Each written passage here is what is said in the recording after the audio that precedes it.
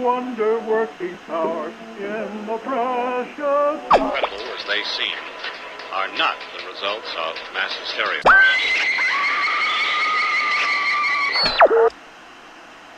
You may wish to adjust the dial.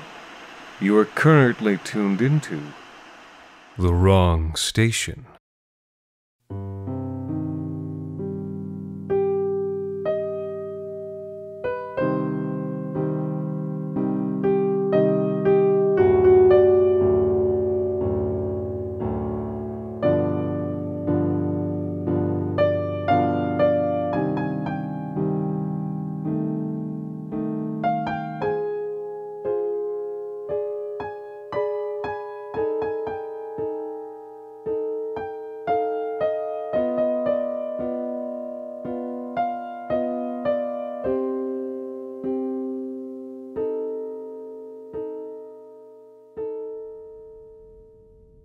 Most ships kept a human-looking avatar for social calls. People feel more comfortable when they can see their gods incarnate. But the Lesser Zadkiel was not most ships, and the form they chose was of sizzling light radiated through dark clouds, only faintly suggesting a human form. It was the third day of my voyage, and having wandered the ship's limited maze of corridors and hallways a dozen times already, pining for an unrequited adolescent love, I was listless. There weren't any games on board, and the crew were all old eccentrics and silent friars. For the first time in my short, privileged life, I was left completely to my own devices, and I hated it. By the time I passed the upper hall for the third time that day, and came across the ship's avatar practicing Tai Chi, I was almost out of my head. I leaned into the room to watch them practice, and there was literally nothing else to do. The avatar was framed against the wide, arched Gothic windows. Beyond them, the starry void stretched on forever. "Bored?" the ship asked. They knew I was there without turning to look. "I was just wondering," I said. "How long is this trip going to last?" The Lesser Zadkiel laughed. The sound was like lightning sizzling over distant hills. "Children of Utopia, always distracted, always expecting fresh entertainments. Oh, I'm sorry. You've come to the wrong place for that. The trip will take however long it takes." They punctuated their point with a white crane spreads wings. I had the sense I was being dismissed, but I wasn't so easily gotten rid of. The windowsills of the upper hall were wide enough to read on, so I jumped up and sat with my legs swinging in the cold vastness of interstellar space at my back. "Sleipnir," I said. It was the name of the ghost ship we were out there trying to find. "Sleipnir, I'm not sure I like it." "Your instincts serve you well," said the ship, tolerating my continued presence. "It is an evil name. Sleipnir was the eight-legged horse of Odin, but Odin was a death god. A death god with an eight-legged horse. Do you see the joke?" I shrugged. "Joke? No, not really." "When do you ride a beast with 8 legs? When 4 men bear your casket to the grave. It's the sort of grisly riddle that the Vikings liked. But I suppose the builders of Sleipnir didn't know that." I shivered. The void was chill behind me. Many ships picked up little eccentricities, little hobbies. So would you, if you were immortal. At that moment, several kids from the graduating class of my high school were on board the party cruiser Champagne for My Real Friends. The Champagne's avatar was an actual functioning meat body that could get drunk. It looked like a husky guy with curly golden hair and never wore a shirt. The Lesser Zadkiel's hobby was a little less fun. It was an archaeologist, or an undertaker. I'd chosen the wrong way to spend my summer. "So, how do you find a ship?" I asked, out in all that endless space. I could feel the infinity of it on the window's other side, like a pressure, not a vacuum, against the glass. "I haven't yet," said the ship. Did the Zadkiel fear space? Does a fish fear the hugeness of the sea? I don't even know for sure that there was a ship called Sleipnir. What? That threw me. You might be able to tell, but I was already regretting leaving my life behind. I was feeling like I'd been shanghaied, even though I'd practically begged for an escape from my imaginary problems. The thought that it might all turn out to be a wild goose chase made me want to claw at the walls. Then what are we doing here? The ship laughed again. They didn't have a great sense of humor, but they sure found me funny. "Have a little faith," they said. "We're taking a shot in the dark, but I think it's a good one. There's a little girl's diary that I found, dating back to the Second Crisis. It mentions that the girl's mother was put on a ship called Sleipnir." Sleipnir? It might not seem like much to go on, but the girl who wrote that diary was on board a ship called Grani, and we know a ship called Gulfaxi was also lost around that time. Since Grani and Gulfaxi are both divine horses from Norse mythology, I decided it makes sense to read Sleipnir as Sleipnir. Given Sleipnir's importance, it would have been the biggest of the three. Maybe up to 20,000 souls. That might seem small by the standards of today, but it would have made Sleipnir one of the biggest ships of its age. Well, to be honest, that all kind of seems a bit like a leap, I said. But even if the ship did exist, how do you find it out there? It's like a needle in a haystack. The tip of a needle in a trillion haystacks, Zadkiel said. But if Sleipnir was as big as I think, only a few dozen facilities could have launched it. Given the destinations of Grani and Gulfaxi, I came up with a short list of 6 likely destinations, 21 unlikely ones, and 314 distant possibilities. Then, all that was left was to back-calculate trajectories of the relevant stars and worlds over a few dozen centuries to a roughly 10-year window during the Second Crisis. "Piece of cake," I said. "Impossibly difficult," said the Zadkiel. "So, what did you do?" The ship took a moment before giving me an answer, focusing instead on the execution of "Carry Tiger to the Mountain." Finally, they said, "I followed my gut." "You guessed?" No. I relied on intuition." "Isn't that more of a human thing?" They laughed, and didn't dignify my ignorance with an explanation. "So you did find it?" "No. What I did find was a 200-year-old shipping manifest that mentioned a debris field in the general volume of one of the possible trajectories. Assuming the debris came from an internal explosion that knocked Sleipnir off course, I was able to plot a cone of possible new routes. Right now, we're headed for the expanding edge of that cone." I considered the math involved and found it dizzying. "How big's the circle?" "Sizable," the ship admitted. "We're not going to find anything, are we?" "I'd make you a bet," the ship said, "but gambling is against my religion." They returned slowly to Wuji, the beginning stance, the position of pregnant emptiness. 3 weeks later, I woke at 3 a.m., ship time, to find the Avatar looming down at me, their eyes like terrible stars in endless dark. "How do you like the taste of crow?" it said. What? "I have found Sleipnir. Would you like to see?" A few minutes later, groggy but dressed, I found my way to the upper hall, where the Avatar was gazing out at a set of monumental ruins, which were drifting in the dark. The ghost ship was more huge than I could have thought. Though I had flown on ships the size of continents and more, these things were built by other ships and attained the scale of nature. But it was almost impossible to imagine mortal hands had made something as cyclopean as the Sleipnir. Its immense prow was shield-like, as if someone had sawn off the corner of a moon, and behind it, the body of the ship was a city folded inward on itself into a steel drum a kilometer across.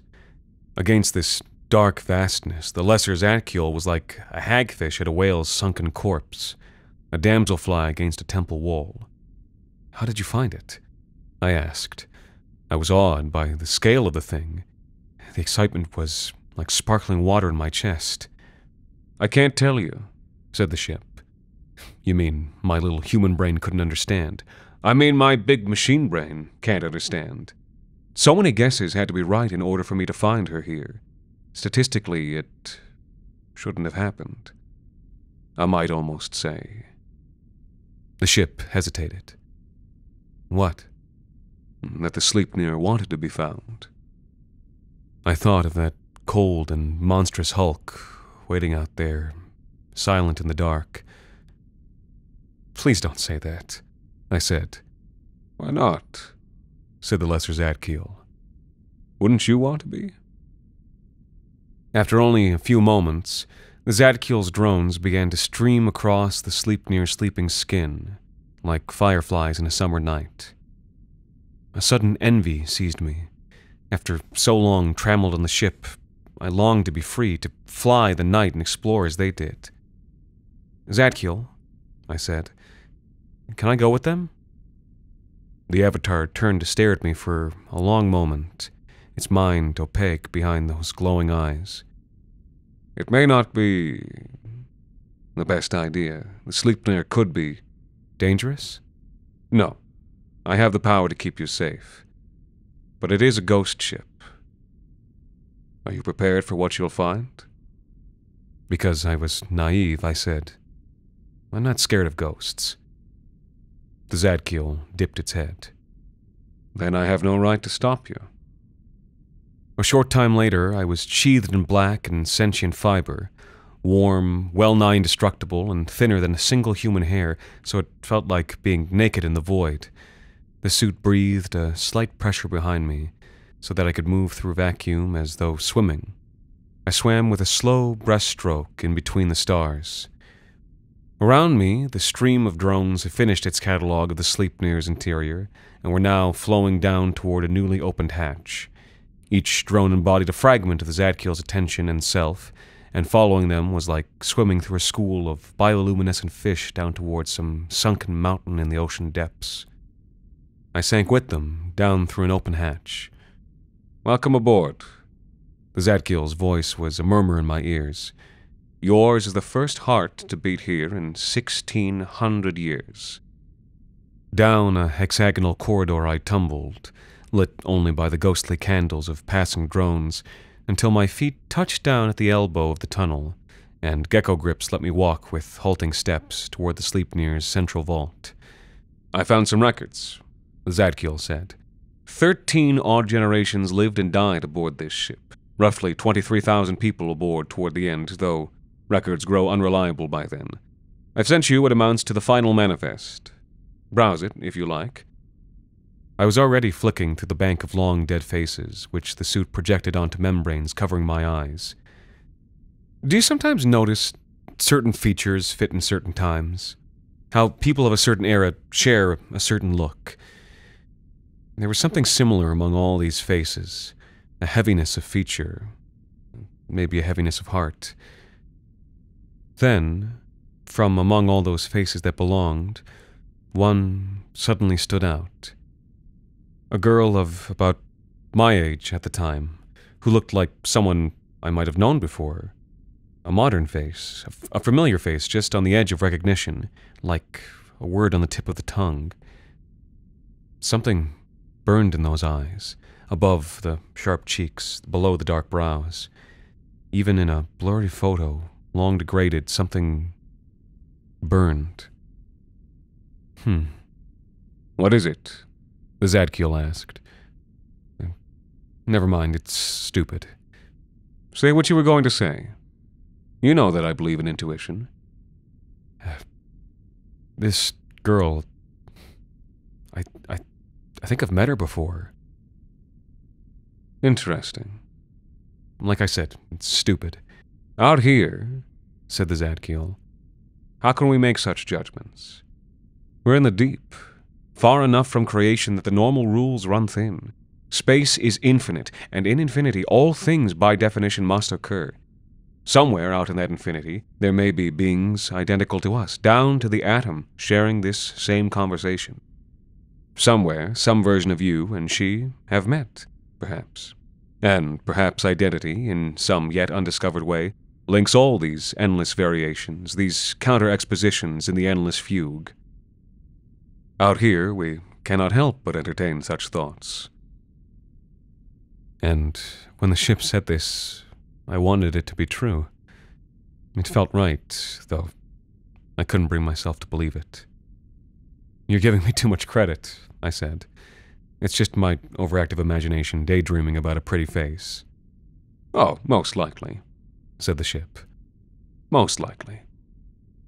A few quick blinks cleared the manifest from my vision, just in time that I caught sight of a shadow flitting past the far end of the tunnel. "Ship, was that you?" I don't have any drones in that volume right now." For the first time since putting on the suit, I felt a chill. A clammy bead of sweat crept down my spine. The shadow had looked human. And it was so silent in that suit, that ship, that endless void, so silent that my breath and heartbeat were machinery in my ears. Slow, sticking footsteps brought me to the tunnel's end, to the yawning inner darkness of the Sleipnir's vault. And something hurtled from the gloom. I screamed and jumped back, caroming off the tunnel ceiling as it hurtled from my throat. The suit reacted for me, thrusting out my arms as the thing struck me, and the momentum sent us spinning backwards down the hallway, locked together. For a moment, all the world was grinning yellow fangs and sightless, ruptured, frosted eyes.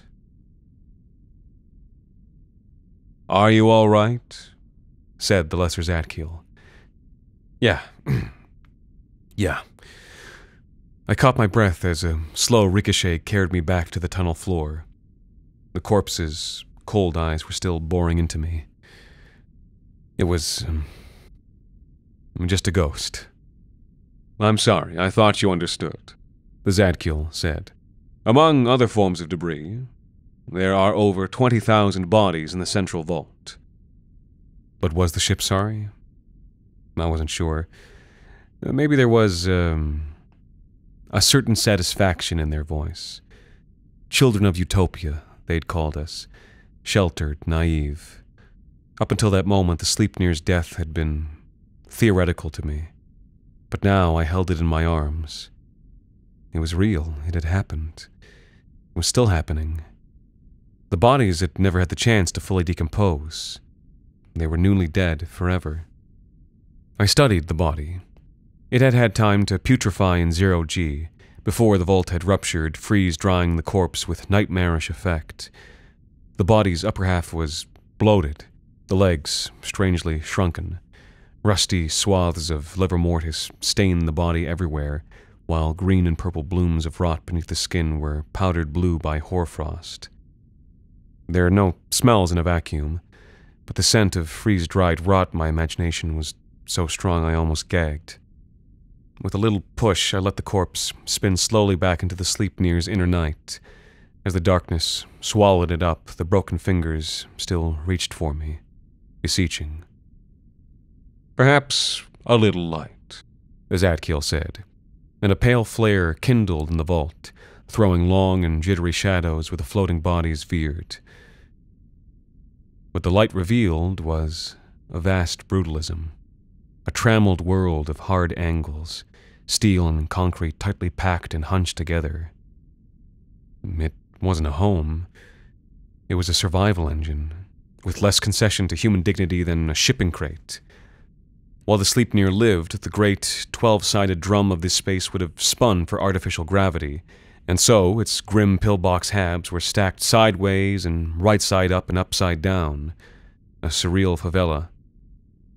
I couldn't imagine life here, born in windowless darkness, to hurtle through darkness and die in darkness, never to see the sun or taste the unrecycled air, to be a squatter in the void, to sail indentured to die on some Croatoan island, to spend 600 years imprisoned.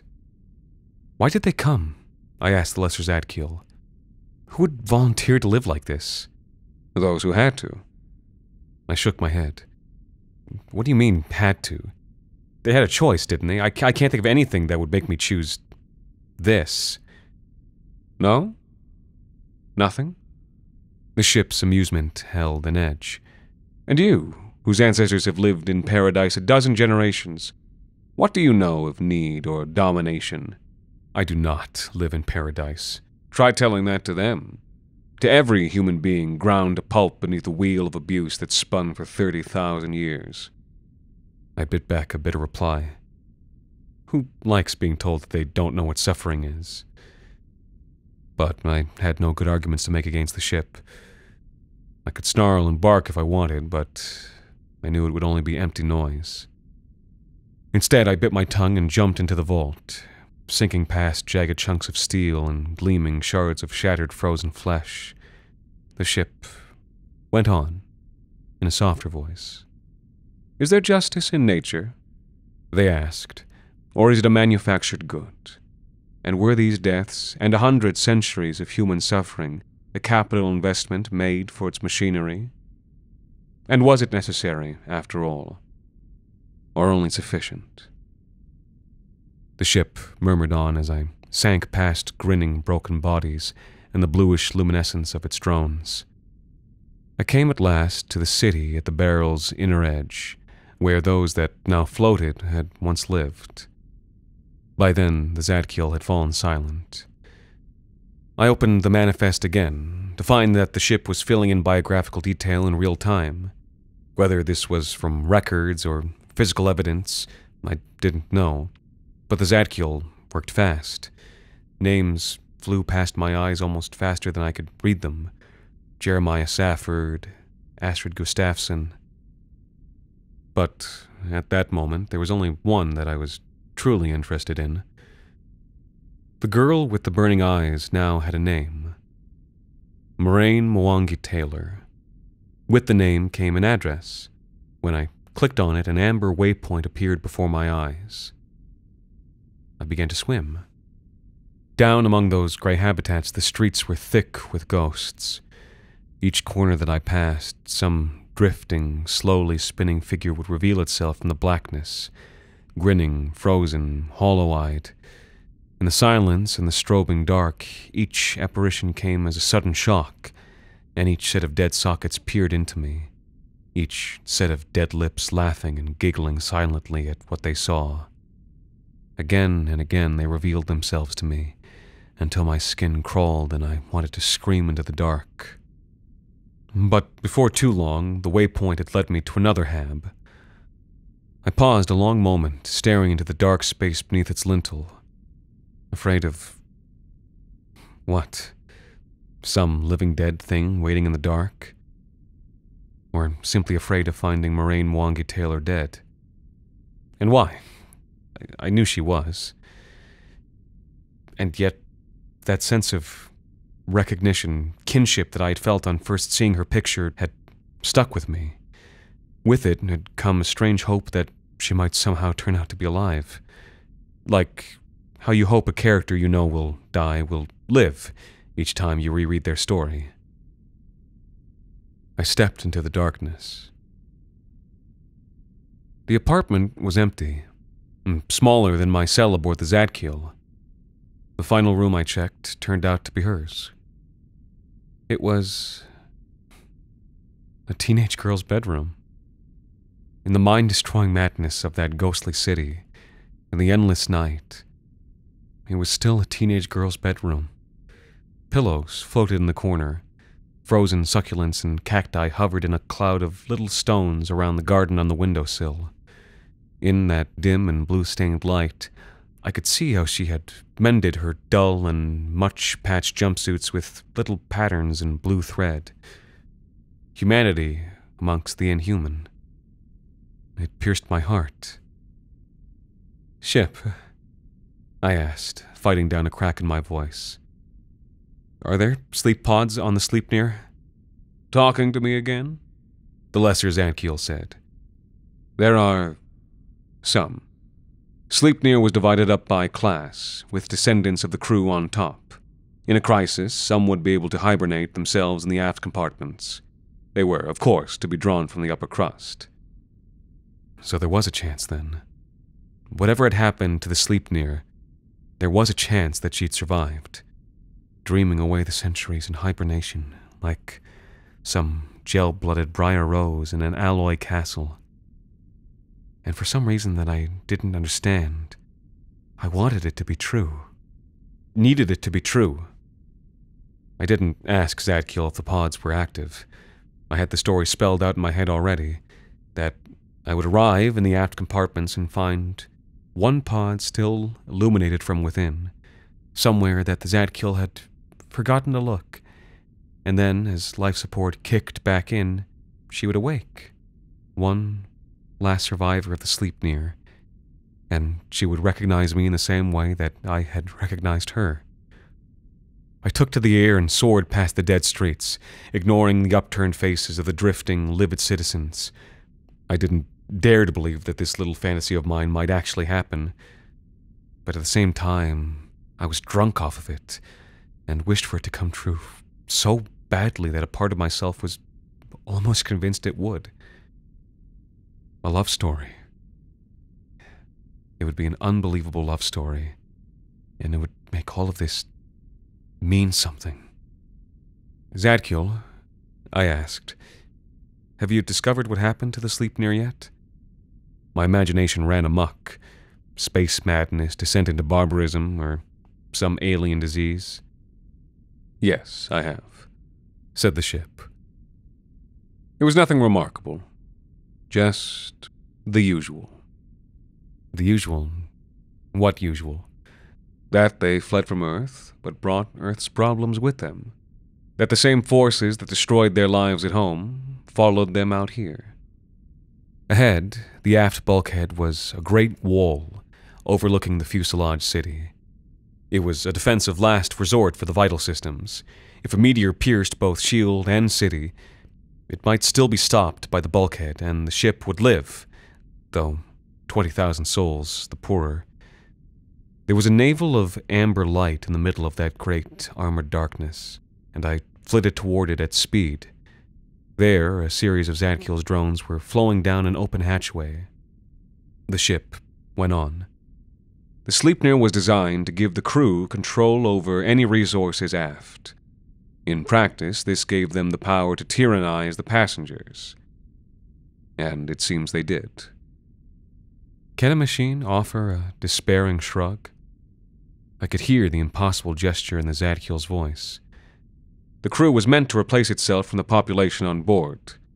But crew quickly became an inherited status, and with it came the callousness of any aristocracy. Including one run by AIs? I said. I'd meant it as a flippant, cheap shot, and expected some scathing jab in reply. But what the ship gave me was a troubled sigh. Sometimes I worry.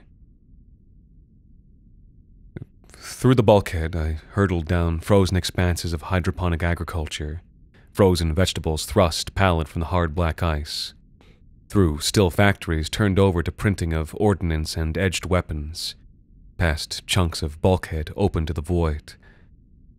They had been printing guns and explosives on a ship separated from vacuum by a few inches of steel. It was insane, I thought. How could they not have known how it would turn out? But the ship murmured again, as if reading my thoughts. The crew were outnumbered. They thought such weapons were necessary, just as their rivals did. And when the air purifiers slowed, and the bomb smoke lingered on the air for years, that only made it more urgent to plant more bombs, to bring the struggle to a close. And so both sides rode the tiger to its lair, and were devoured. I pulled up sharply, for the corridor ahead was full of ghosts. Unlike those from the vault, these had frozen before they'd had the chance to rot, and so their wounds were still fresh and hard to look at. 16 centuries on, these bodies were still newly punctured by blunt, printed plastic knives, still cracked and spilled across the walls by hard plastic rounds fired from printed guns. I think it's time for you to turn back. The ship's tone had darkened and darkened, and now some final discovery had wearied them beyond compare. I've made a mistake in bringing you here. You don't have to take all this in. You don't have to carry the weight of all this history. I ignored them and began to shoulder through the floating ghosts, feeling the frozen eyes upon me, the claustrophobia of so many dead, floating in such narrow space. But I had to go on. I could feel the fantasy withering around me. Hard, unbearable reality was closing in again. It was all real. It had all really happened. And there was no escaping from the truth. There was no pretty story that would make it all okay. I leaped at the end of the corridor, and my momentum carried me up a shaft that was all but clogged with bodies. Unlike the ones before, these had arched backs and hands around their necks. They had choked to death on vacuum. That's what happened in the end, I realized. The crew. They set charges and blew out the aft section on purpose rather than let it fall. Yes, murmured the Zadkiel. They fell back to the hibernaculum and set the rest of the ship to vent once they were under. None of them would have to watch their little genocide unfold. And then, when they awoke in orbit around a brand new world, all of it would be ancient history, and easy to forget. But something had gone wrong. The bulkhead to the hibernaculum had been cut open by torch, and black scorch marks stained the steel on every side. Someone found a pressure suit in time. Yes, sighed the ship. She did. I felt an insane kick of hope in my chest. It had to be her. It had to be Moraine. Clawing at the scorched edges of the opening, half expecting them to still be blazing hot, I pulled myself through. The hibernaculum widened around me, its receding walls honeycombed with sleepers cased in glass sarcophagi. In a small, rare concession to beauty, quartz window twinkled with the light of stars beyond. A blue glow washed through the hexagonal pillars as the Zadkiel's drones flitted from place to place. And there, under the quartz skylight, I came face to face with Moraine Wongi-Taylor at last. She was asleep, with her face to the void, eyes shut, smiling softly amidst the black flow of drifting hair. She seemed utterly content, just floating there, a few feet above the deck, with the cold starlight raining down upon her. Look around you, the Zadkiel said. The drones swirled on every side, and their blue glow rose to a harsh and bloody amber. From every glass case, the faces of the sleepers leered, and I realized with a sudden shock that they, too, were dead. In that red glow, black scorch marks stood out from the controls of 100 hibernation pods. She had torched them all. The mechanisms failed, and the people sleeping in them died. There were children among them. Pregnant women, too. But all the same, Moraine was smiling in the cold. Oh, I said. I floated for a moment, trying to wrap my mind around the scene. There were unused pods. She could have used what little time she'd had to set one up and save herself. Instead, she'd chosen to burn the others down. She could have lived. Instead, she'd chosen universal death. I stared at that calm, kind face for a moment, not sure what to make of her. Not Briar Rose, but a creature made of thorns. A long time had passed, I supposed, since she'd been the girl who mended clothes with little curlicues of bluish thread. I couldn't understand her, though I tried. Our worlds were just too different. Weren't they? Or maybe I just didn't want to see myself reflected in that calm and sleeping face. Didn't want to feel that kinship, recognition. Didn't want to understand why somebody would choose to kill the human race. The amber light began to dim, and Moraine's face was plunged into shadow. I turned and left the Sleipnir, never to return again. It was some weeks later before I was willing to talk about that day. We were halfway home by then. I found the Lesser Zadkiel's avatar in the upper hall, practicing Tai Chi before the void. I watched for a while in silence.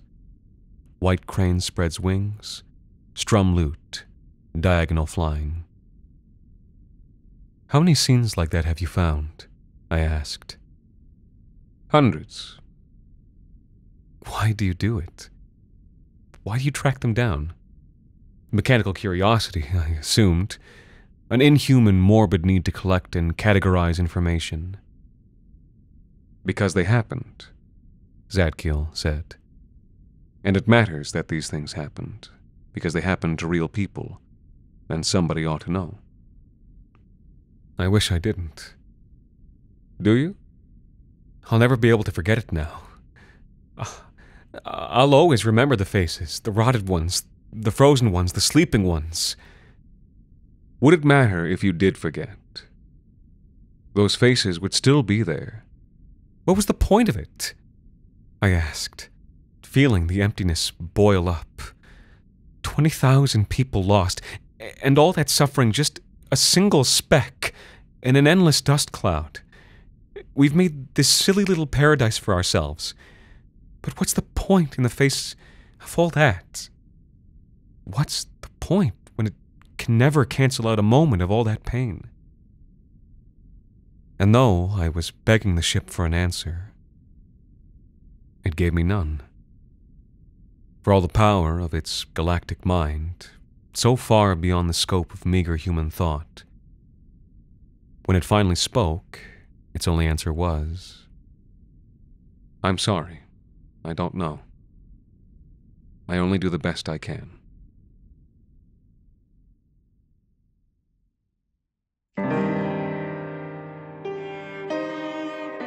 The Wrong Station is made possible with the generous support of our listeners on Patreon. Patrons can listen to The Wrong Station ad-free, as well as get access to bonus episodes, discussions, and more. This week's episode, Recording Angels, was written by Alexander Saxton and performed by Anthony Botello. Thank you, and a very special thanks at that, to Jeremiah Safford and Astrid Gustafsson for helping us keep the lights, well, off. You can also support us by leaving a rating and review on iTunes, or wherever it is you listen to The Wrong Station. The Wrong Station is co-produced by Alexander Saxton, Anthony Botello, and Jacob Duarte Spiel, with music composed and performed on the piano by Ilan Citrin, and arranged for the viola and performed by Viola Schmidt. You can follow The Wrong Station on Twitter, Facebook, and Instagram, and email us at thewrongstation@gmail.com. And until next time, thank you for listening.